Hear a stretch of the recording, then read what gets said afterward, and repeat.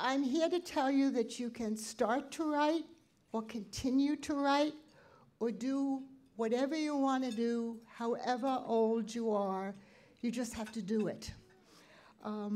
I usually introduce myself as a post-menopausal Cinderella because I never intended, I had no expectations about being a writer. If someone had told me that I would have written 5 books that would have been translated into other languages, none of which I can speak, that my books was on the table in an episode of Sex and the City, I had a small Oprah section. Garrison Keillor congratulated me on my birthday on his blog. I mean, I would have told them to stop smoking whatever they were smoking because there was nothing distinguished about me. You can ask my children. The only time my name was ever in the paper was for birth announcements 6 times. I have never saved the rainforest. I haven't adopted 25 children from Darfur. I haven't even been groped by a politician. I illustrate my books, and I can't draw either. So the question is, how did I get published? I was always very, very shy growing up. I couldn't raise my hand at a PTA meeting. So I needed paper. I didn't want to cook. I didn't want to clean. So I always doodled, and I wrote teenage love poems. Didn't we all write teenage love poems? I mean, Dorothy Parker was my heroine. Anyway, but one night I couldn't sleep, and a dress had come into my mind that I'd worn as a kid. My mother sewed all of my sister and my clothes because we were poor. Everybody used to be poor. We're getting poor again. And she made our clothes because the clothes that she could afford to buy us, she said, would make us look as if we came from Brooklyn. Now, Brooklyn didn't used to be hot like it is today. So this dress came into my mind, and I thought, wow, can I think of another dress? And one dress led to another dress, because in those days we wore dresses. We wore dresses to kindergarten and all through school and so forth. And then when I woke up from the next day, I thought, well, you know what, I'm going to draw these dresses. I can't draw them, but if you're over 60, and I was 60 at the time, and you don't write it down, it's gone. And also, when I was growing up, we didn't have a lot of Kodak moments. We started out with a box camera, and then we had a brownie camera, and you had black and white pictures you sent away forever. They never came back. So, you know, my children never thought I had a life before I was their mother.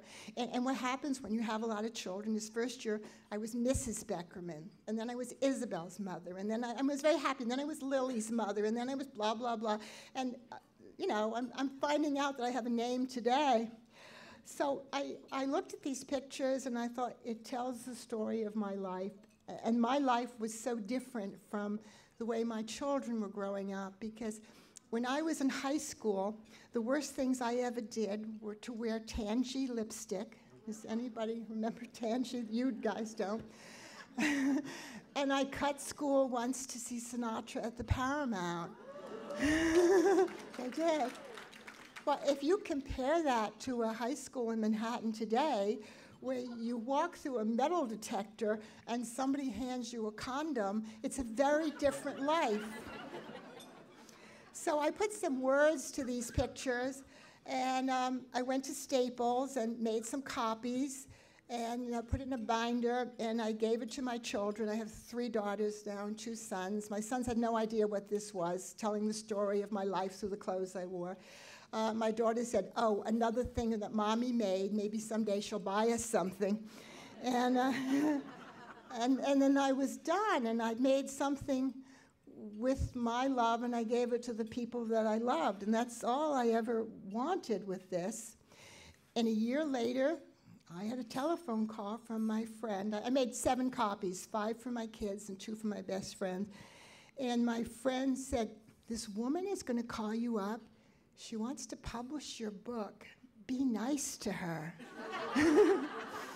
You have no idea how nice I can be, but this was like insanity. I mean, this was a small story, and what had happened was my friend sent the book to a publisher, and it didn't come in looking like a regular book. It was in this red Staples binder, and the book was passed around by the women that work in publishing, because publishing is mostly women until you get to the higher levels. And they filled it with poster notes, and they were saying, you know, my mother had a blouse like this, my grandmother had an apron like this, and they just kept filling it up, and so they thought they'd publish it. And the woman that got the book had a boss, a man, who had no idea what this book was about, because, you know, men don't know why if you have one pair of black shoes, you need another pair, you know, all that stuff. So they published it, and what you all know, I'm sure, is today is book publishing is book marketing. And I wrote stuff because I was shy, but you have to go out and market your book. And they sent me on tour, and the first place I went to was San Antonio. Is anybody here from San Antonio? Oh, don't listen. Well, the people there are not like us. They wear pink suits with pink shoes, and light blue shoes, and light blue suits, and yellow outfits. And I had to get up and talk to them. It was like talking to a field of Easter bunnies. And they have the hair that like airline stewardesses used to have, or ex-Miss Americas. But what I found was that we had so much in common just because we were women.